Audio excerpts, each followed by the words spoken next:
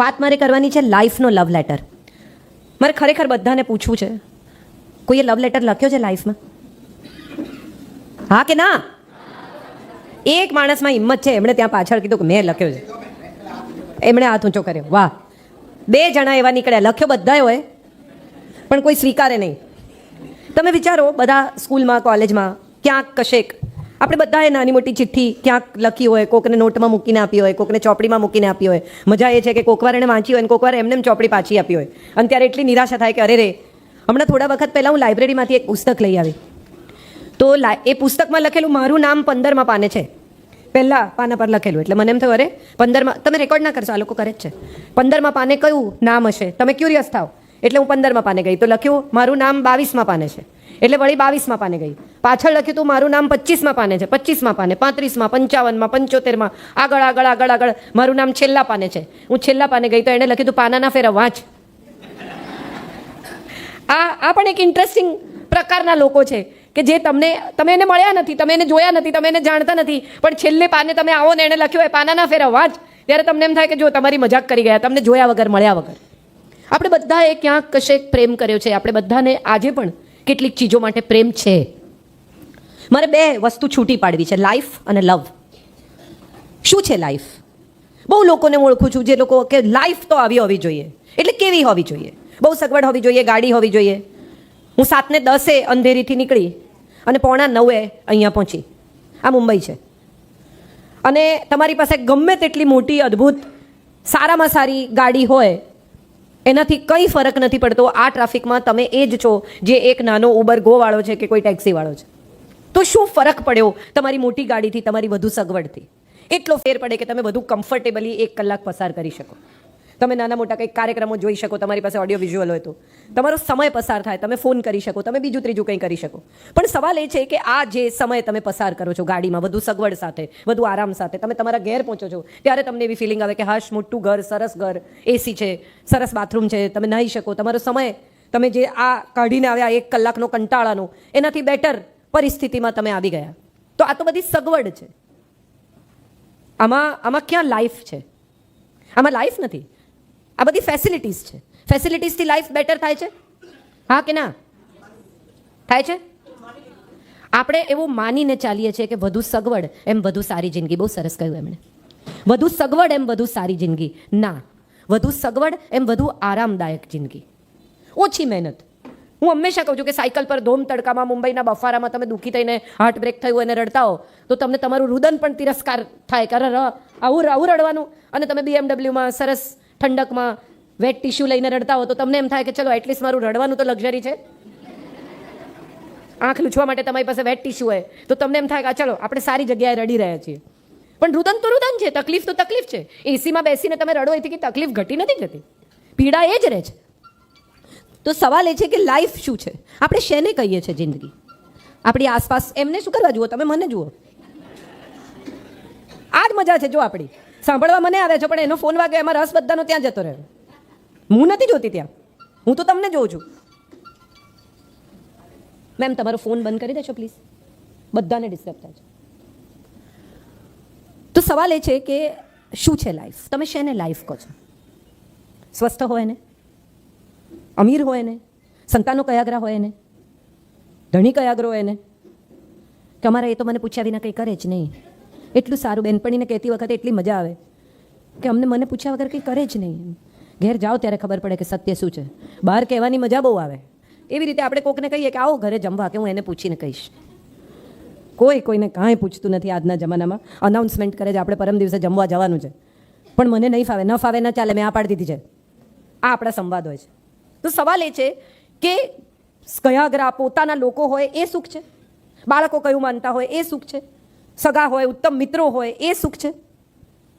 મારે એક વાત અહીંથી આજે કહેવી છે કે સ્વયં સાથે સંવાદ હોય ને એના જેટલું મોટું જીવનમાં બીજું કોઈ સુખ નથી. જાત સાથે વાત કરી શકવાની તક સૌ એકવાર સ્વયંને આપો. મોટા ભાગના લોકો તમે જુઓ ગાડીમાં બેસે એટલે કાં તો રેડિયો ચાલુ કરે, કાં તો ફોન ચાલુ કરે, ઘરે આવે એટલે ટીવી ચાલુ કરે. ગૃહિણી પણ કામ કરતાં કરતાં કંઈ ને કંઈ ટીવી ચાલવું જોઈએ. એ એનું કામ કરે, હું મારું કામ કરું, પણ ચાલવું જોઈએ. હું એવા લોકોને ઓળખું છું જે મને એમ કહે છે કે બપોરે અવાજ આવતો હોય તો જ 2 ઘડી ઊંઘ આવે. ટીવી ચાલુ કરીને સૂઈ જાય. કેમ? તો કે અવાજ આવતો હોય ને તો જ મને ઊંઘ આવે. હશે, તમે પણ ઓળખતા જશો આવા લોકોને. તો સવાલ એ છે કે આપણે એકલા પડતા જ નથી. આપણે 5 મિનિટ પણ એકલા પડીએ તો ડરી જઈએ છીએ. સ્વયં સાથે સમય પસાર કરવાની વાત આવે તો આપણને બધાને ગભરામણ થઈ જાય છે. 1 કલાક કશું બોલ્યા વગર બેસવું. આપણું સામયિક આજથી કેટલી સદીઓ પહેલાં કહ્યું કે બોલ્યા વગર એક જગ્યાએ બીજી કોઈ પણ પ્રવૃત્તિમાં મન પરોવ્યા વગર જો તમે બેસી શકો છો તો તમે પ્રકૃતિ સાથે સંબંધ જોડી શકો છો, તમારા ચૈતન્ય સાથે તમે જોડાવ છો. એનો અર્થ એમ થયો કે આ ચૈતન્ય સાથે જોડાવા માટે બહારના બધા સંપર્ક કાપવા પડે, જે આપણે કાપતા જ નથી. સામયિક કરતાં કરતાં બી મગજ તો ત્યાં જ હોય છે. કુકરની સીટી કેટલી વાગી, કોકનો ફોન વાગે છે. સંપૂર્ણપણે પ્રકૃતિમય થઈ જવું એ આપણે ભૂલી ગયા છીએ. અને પ્રકૃતિમય થવું એટલે શું? આપણા શરીરને ડિવાઈડ કરવામાં આવ્યું છે. આપણા પગ છે એ પૃથ્વી તત્વ છે, આપણો મધ્યનો ભાગ છે એ જળ તત્વ છે, આપણું જે ફેફસા છે એ વાયુ તત્વ છે, આપણું જે માથું છે એ આકાશ તત્વ છે, અને આપણી જે પાચનની સિસ્ટમ છે એ અગ્નિ તત્વ છે. રિપ્રોડક્શન અને પાચનની જે સિસ્ટમ છે એ અગ્નિ તત્વ છે. તો અર્થ એ થયો કે આપણા શરીરમાં પણ આ 5 તત્વો છે. એ 5 તત્વોને 5 તત્વો સાથે સંયોજીએ, બહારની પ્રકૃતિ સાથે આપણે એક તાલમેળમાં આવીએ તો એને લાઈફ કહેવાય. ત્યાં સુધી તો આ શરીર જ છે, જીવન નથી. બોડી છે. બોડીમાં પ્રાણ ક્યારે આવે છે, ક્યારે લાઈફ આવે છે? જ્યારે એ બહારની પ્રકૃતિ સાથે એકાકાર થઈને સ્વયંને બહારની પ્રકૃતિ સાથે ભીતરની પ્રકૃતિ એક થાય છે. બોડી નથી રહેતું, પછી એમાં પ્રાણ આવે છે, પછી એમાં શરીર આવે છે, પછી એમાં જીવ આવે છે, એમાં ચૈતન્ય આવે છે, અને તમે વિચારતા થાવ છો, ખાતા થાવ છો, પીતા થાવ છો. તમે જુઓ, માના પેટમાં બાળક હોય તો આ જ શરીર હોય છે ને. શરીર તો જુદું નથી, ખાલી ધીરે ધીરે મોટું થાય છે. બાકી બોડી પાર્ટ્સ તો બધા લઈને જ આવે છે. એવું તો છે નહીં કે ફેફસા પછી આવ્યા, કિડની પછી આવી, આંખો પછી આવી, બધું જ લઈને આવે છે. પણ એ વખતે એનામાં ચૈતન્ય નથી. ચૈતન્ય ક્યારે આવે છે? આવીને આંખ ખોલીને જગતને જુએ છે. દ્રષ્ટિ અને દ્રષ્ટિ સાથે જોડાયેલી સેન્સરીસ સાથે માણસ પોતાની જાતને આ દુનિયા સાથે જોડે છે. એને ખબર પડે છે આ માં છે, આ પિતા છે, મગજ વિચારતું થાય. ત્યાં સુધી માત્ર માનું દૂધ, ભૂખ અને રુદન એ સિવાયની કોઈ લાગણી જ નથી. એ લાગણીમાંથી જ્યારે મગજ કામ કરતું થાય તો એનો અર્થ એમ થયો કે આપણા બધાનું મગજ તો વર્ષોથી કામ કરે છે. આપણે બધા જે 50-60 વર્ષની ઉંમરે પહોંચ્યા તો સમજો કે તમે 1 વર્ષના થયા અને સમજતા થયા તો આજે તમને 50 વર્ષ થયા તો 49 વર્ષથી મગજ કામ કરે છે. કદી જિંદગી સાથે સંવાદ સાધવાનો પ્રયાસ આપણે કર્યો? પહેલા 15-17 વર્ષ સુધી ભણ ભણ ભણ ભણ, ભણશે નહીં તો કમાશે શું, ભણશે નહીં તો ખાશે શું? તો બળદ બી ખાય ને કૂતરા બી ખાય, પણ ખાવા માટે કમાવાની ક્યાં જરૂર છે? કમાવાની જરૂર શું કામ છે? તો કે બહેતર લાઈફ જીવવા. ભણવાની જરૂર શું કામ છે? તો કે જ્ઞાન માટે, સમજણ માટે, વિશ્વ સાથે પોતાની જાતને જોડવા માટે. આવું આપણે આપણા સંતાનોને કોઈ દિવસ કહેતા નથી. આપણે માત્ર આર્થિક પ્રયોજનથી ભણવું એટલું જ આપણા બાળકને શીખવ્યું. તો અર્થ એ થયો કે આર્થિક પ્રયોજનથી ભણવું એટલે પૈસા કમાઈ શકે ત્યાં પહોંચીને ભણવાનું છોડી દે. ખરેખર તો ભણવાનું આખી જિંદગી ચાલવું જોઈએ. હું હજી પણ પુસ્તકો વાંચું છું. હું હજી પણ જૈનિઝમ વાંચું છું, તૈતરીય ઉપનિષદ, કઠોપનિષદ વાંચું છું. ત્યારે મને સમજાય છે કે કેટલું બધું મને 20 વર્ષે નહોતું સમજાયું, એ મને 40 સમજાયું, 40 નહોતું સમજાયું, હવે 60ની થવા આવી તો સાવ જુદી રીતે સમજાય છે. તો આ બધી જ પ્રક્રિયામાંથી પસાર જ્યારે આપણે થઈએ છીએ ને ત્યારે આપણે જીવંત છીએ, તો આપણામાં જિંદગી છે. ગીતાના 15મા અધ્યાયનો પહેલો શ્લોક છે, ઉર્ધ્વમૂલ અધઃ શાખા અશ્વત્થ પ્રાહુર્વ્યયમ. માણસ એક જ એવું પ્રાણી છે જેના મૂળ ઉપર છે ને શાખાઓ નીચેની તરફ વિસ્તરેલી છે. બાકી બધા કાં તો આડા બનાવ્યા છે અને કાં તો બાકીના મૂળ અંદર છે અને શાખાઓ ઉપર છે. આપણે એક જ એવા છીએ કે આપણા મૂળ ઉપર છે બ્રહ્મરંધ્ર, અને આ ઉપર આવેલા મૂળ સાથે આપણું સીધું કનેક્શન છે, આપણું ચૈતન્ય છે. તમે જીવતા છો એનો નમૂનો શું? તમે શ્વાસ લો છો એ? તમને ભૂખ લાગે છે? તમને કોઈક ગરમ વસ્તુને અડી જાવ તો હાથ પાછા લઈ લો છો એ નિશાની છે તમારા જીવતા હોવાની. તો જીવંત હોવું અને જીવતા હોવામાં ફેર શું? જે જીવે છે એ બધા જ જીવંત નથી. જીવંત એ છે જેનામાં ચૈતન્ય જીવે છે, જેની પ્રજ્ઞા જીવે છે, જેની મેધા જીવે છે. બુદ્ધિ તો બધામાં છે. તમે 2 વખત કૂતરાને લાકડી બતાવો તો ફરી તમારા ઘેર ના આવે એટલી બુદ્ધિ એનામાં છે. આપણી બુદ્ધિ શું છે? તો આપણી બુદ્ધિ પ્રજ્ઞા છે, આપણી બુદ્ધિ મેધા છે. આપણે એનાથી ઉપર ઉઠવાનું છે કારણ કે આપણને જુદા બનાવ્યા છે. આપણી પાસે જુદા જીવન કાર્યની અપેક્ષા છે. માટે મારે કહેવું છે કે લાઈફ શું છે? લાઈફ એ છે જે તમે તમારા માટે નહીં બીજા માટે જીવો છો, જે તમે તમારી સામે નહીં અન્ય વિશે, જીવનના બીજા તમારી આસપાસના લોકો વિશે વિચારીને જીવો છો. આપણો સૌથી મોટો પ્રોબ્લેમ શું છે? મને નથી ગમતું. આવું કેટલી વાર કેટલા લોકોએ કહ્યું હશે, મને નથી ભાવતું, હું ના ચલાવી લઉં, મને નહીં ફાવે. કોઈ દિવસ એવું આપણે વિચાર્યું કે તમે ટ્રેનમાં બેઠા છો અને એક માણસ આવીને બાજુમાં બેઠો, 1, 2, 3ની સીટમાં 4 બેઠા, બસ હા હવે મને મારી પાસે જગ્યા નથી.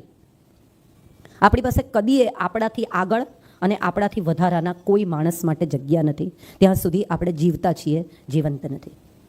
અને જૈન પરિવારો માટે તો મારે બહુ દિલથી કહેવું જોઈએ કે થોડામાંથી થોડું આપવાના સંસ્કાર સાવ નાના બાળકને આપવામાં આવે છે. તો હવે જ્યારે આપણે આ જગત બદલાઈ રહ્યું, તમે જુઓ અત્યારે એઆઈ જે રીતે ટેકઓવર કરે છે, આવતીકાલે કોઈ એમએફ હુસેન નહીં હોય, આવતીકાલે કોઈ ઝાકિર હુસેન નહીં હોય, આવતીકાલે કોઈ રહેમાન નહીં હોય. હવે બધું જ એઆઈ પર ક્રિએટ થઈ શકે છે. તમે જે કહો એ બધું તમને એઆઈ આપશે, તો યુનિક શું રહેશે? બધા જીવતા રહેશે, કોઈ જીવંત નહીં રહે. તમારો જ ક્લોન બનશે, તમારા જેવો જ એક માણસ આવશે. કેવી રીતે સાબિત કરશો કે તમે છો અને એ નથી? એ દિવસ બહુ દૂર નથી જે દિવસે એઆઈ પ્રવેશી જશે. આપણે બધાને ઇન્સ્ટાગ્રામ ઉપર ધડાધડ રેસીપી નાખીએ ને કપડાં નાખીએ ને ફલાણ ક્યાં ગયા ને ક્યાં આવ્યા ને શું ખાધું ને કોને મળ્યા ને દરેક વસ્તુની સ્ટોરી મૂકે છે. દરેક માણસ, દરેકને રીલ બનાવવા છે, દરેકને ફિલ્મ સ્ટાર બની જવું છે. તમે લગ્ન પ્રસંગે જાઓ તો તમને ખબર પડે, સંગીત સંધ્યામાં દરેક પરિવારનો માણસ પરફોર્મ કરે. અને શું પરફોર્મ કરે? ફિલ્મ સ્ટારની એક્ટિંગ કરે.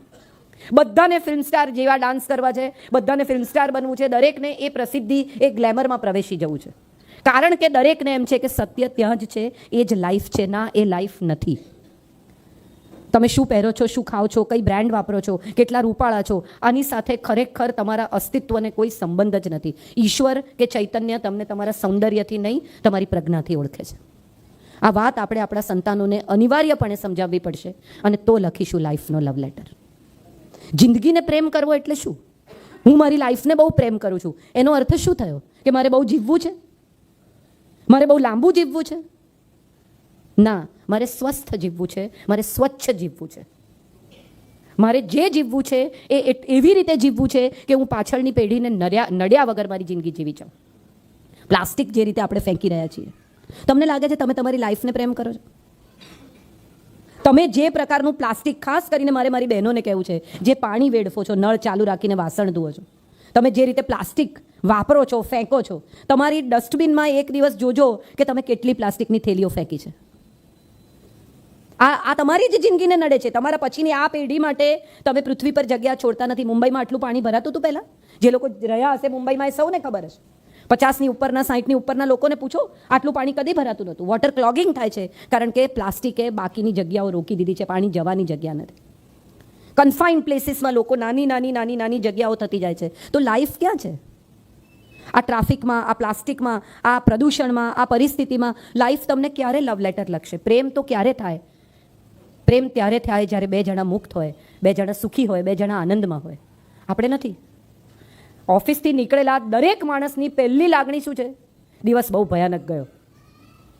ગાડીમાં બેસતાની સાથે તમારો પહેલો વિચાર શું છે? ભાઈ સાહેબ, વોટ અ ડે. તમારો એક પણ દિવસ જો કન્ટેન્ટેડ નથી, ઘરે જતાં તમને એમ નથી લાગતું કે what a day, what a wonderful day, what a great day, what a fantastic day, તો તમે ક્યાં જિંદગીને પ્રેમ કરો છો? અને પ્રેમ તો એટલી અદ્ભુત ચીજ છે કે આપો તો જ મળે. આપણે જિંદગીને પ્રેમ કરતા નથી, માટે જિંદગી આપણને પ્રેમ કરતી નથી. આપણા બધાનો તમે જુઓ, કેન્સર, કેટલા બધા લોકોને ધીરે ધીરે કેન્સર, હાર્ટ એટેક, 40-35. અને સૌથી અગત્યનો મુદ્દો જે મારે આજે અહીંથી કહેવો છે, આત્મહત્યા. So many people between 14 to 25, 35 for no reason they commit suicide. અને કેવા કારણ? પત્ની જોડે નથી ફાવતું, દેવું થઈ ગયું, આમ થઈ ગયું, નાપાસ થઈ ગયા. લાઈફના લવ લેટરમાં પહેલી શરત એ છે કે જિંદગી તમને એમ કહે છે કે હું ચાન્સ આપું છું, લો તો ખરા. આ તમને જિંદગી કહે છે. એ તમને પ્રેમપત્ર લખે છે જેમાં એ કહે છે કે હું તો ચાન્સ પર ચાન્સ આપું છું, તમે લો તો ખરા. નિષ્ફળતાને તમે જ નક્કી કરી લેશો. કેટલા બધા લોકોની આત્મહત્યા વખતે મને સૌથી પહેલો, અને હવે તો આત્મહત્યામાં પણ પ્રસિદ્ધિ જોઈએ છે, વિડીયો બનાવે છે. દરેકને એમ છે કે હું મરી જાઉં એ પહેલાં મારે જગતમાં વાયરલ થઈ જવું છે, મારે બધાને કહેવું છે કે મેં આત્મહત્યા કરી. જુઓ, જીવતા જીવત તો મને લોકો ના મળ્યા, પણ હવે હું મરતા લોકોને કહીને જાઉં છું. Is this a way? તમે તમારી પાછળના લોકો માટે શું મૂકીને જાઓ છો? તમે તમારા પછીના લોકોને પ્રેરણા આપો છો કે વિડીયો બનાવો, આત્મહત્યા કરો, ચાલો આપણે આ કરીએ. મારે સૌને કહેવું છે, લાઈફ એ ખૂબ પ્રેમ કરવાની ચીજ છે. વારંવાર મનુષ્ય શરીર મળતું નથી, વારંવાર મનુષ્ય દેહ મળતો નથી, વારંવાર આવું બ્રહ્મરંધ્ર અને 7 ચક્રોથી તમે તમારું જીવન જીવી શકતા નથી, વારંવાર આ ચૈતન્ય મળતું નથી. અને માટે કદાચ સૌથી અગત્યની બાબત એ છે કે જે મળ્યું છે ને એને પ્રેમ કરો, ખૂબ પ્રેમ કરો. લાંબુ જીવવું,